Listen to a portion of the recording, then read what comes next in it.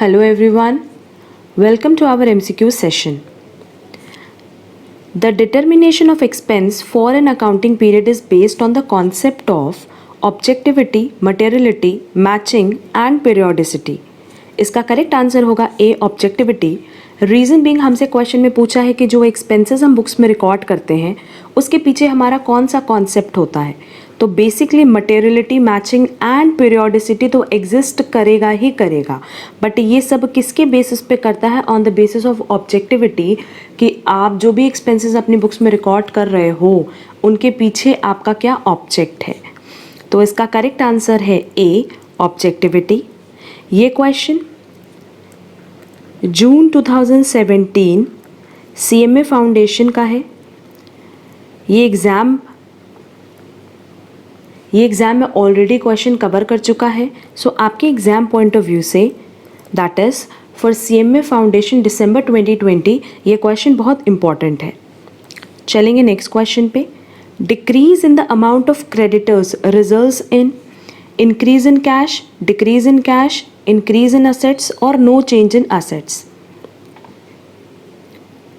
इसका correct answer होगा B decrease in cash. Reason being हमसे क्वेश्चन में कह रहा है कि अगर क्रेडिटर की वैल्यू डिक्रीज हुई, इसका मतलब अगर क्रेडिटर पहले लेट्स से 10,000 थे एंड वो डिक्रीज होके 5,000 हो गए हैं, तो क्रेडिटर मतलब एक तरह की लाइबिलिटी कंपनी की या ऑर्गेनाइजेशन की.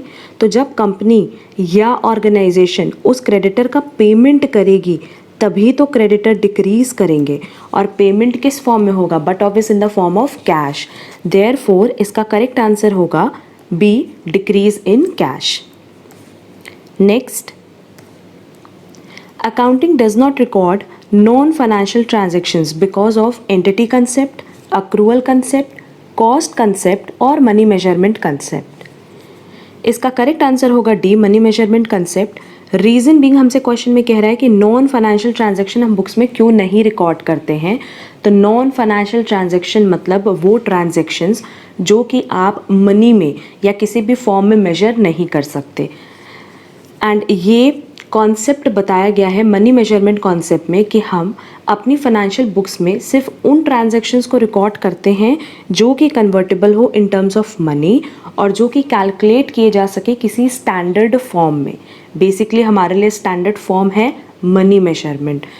तो इसका करेक्ट आंसर होगा D money measurement concept.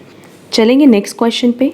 Income tax of the soul trader paid is shown debited to PL account, debited to trading account, debited to his capital account और none of the above.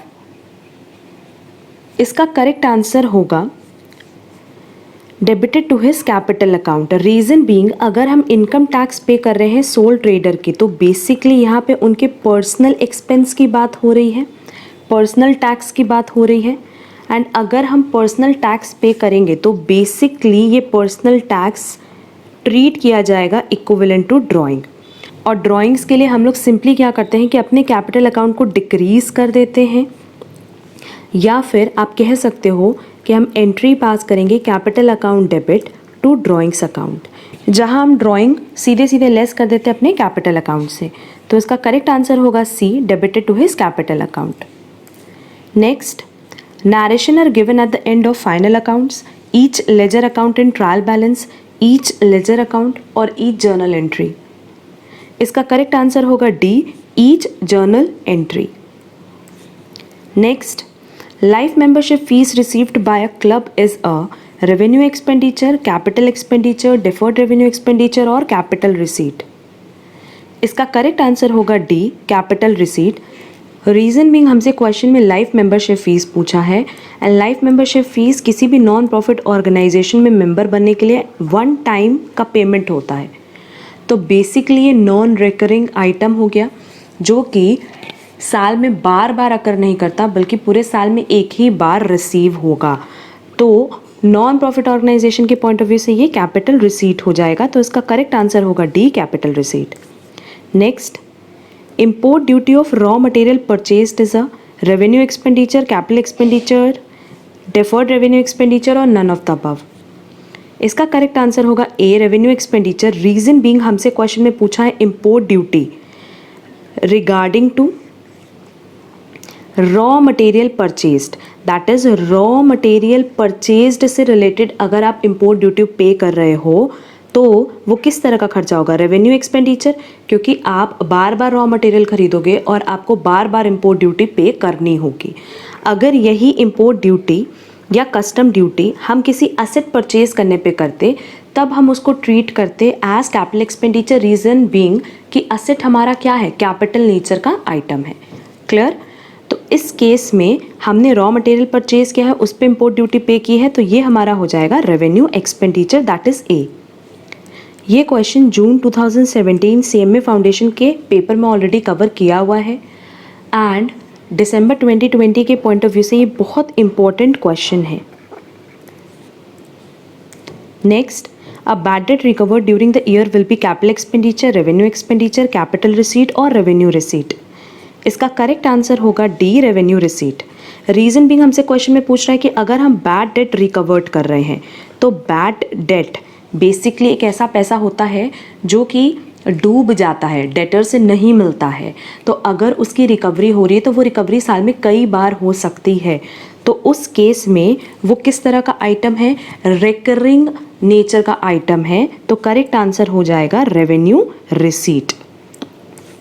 Next, nominal account represents profit and gain, loss और expenses, both A and B, none of the above. इसका correct answer होगा C, both A and B. Reason being हमसे nominal account पूछा है। Nominal account में nominal account का basically rule यही है कि आप यहाँ सारे एक्सपेंसेस, सारे लॉसेस, सारी इनकम, सारे गेन्स डालते हो, तो उस केस में करेक्ट आंसर हो जाएगा C, that is both A and B. Next question is prepaid rent is a nominal account, representative personal account, tangible assets account और none of the above। इसका करेक्ट आंसर है B, representative personal account. Reason being हमसे question में सिर्फ rent नहीं पूछा है। अगर सिर्फ रेंट पूछा होता तो रेंट क्या होता? एक्सपेंस, एंड हम क्या करते हैं? डेबिट करते हैं सारे एक्सपेंसेस को, तब ये हो जाता नॉमिनल अकाउंट। बट क्योंकि हमसे क्वेश्चन में एक्सपेंस के पहले कुछ प्रीफिक्स ऐड किया है, तो प्रीफिक्स ऐड करने की वजह से वो बन जाएगा रिप्रेजेंटेटिव पर्सनल अकाउंट। अगर यहाँ पे प्रीपेड है, आउटस्टैंडिंग है, अक्रूड है, अनअक्रूड है, कोई भी प्रीफिक्स ऐड किया है बिफोर इनकम और एक्सपेंसेस, तो उस केस में वो बन जाएगा representative personal account. Personal account, nominal account and real account के बारे में एक डिटेल डिस्कशन हमारे यूट्यूब चैनल पे आपको मिल जाएगा। उस वीडियो की लिंक हम आपको डिस्क्रिप्शन बॉक्स में प्रोवाइड कर देंगे। इसका करेक्ट आंसर होगा बी, रिप्रेजेंटेटिव पर्सनल अकाउंट। ये क्वेश्चन जून 2017 CMA फाउंडेशन में ऑलरेडी कवर कर चुका है, तो फॉर दिसंबर 2020 ये क्वेश्चन बहुत इंपॉर्टेंट है। नेक्स्ट MCQ सेशन हम बहुत जल्दी अपलोड करेंगे। आज के लिए बस इतना ही। Thank you so much.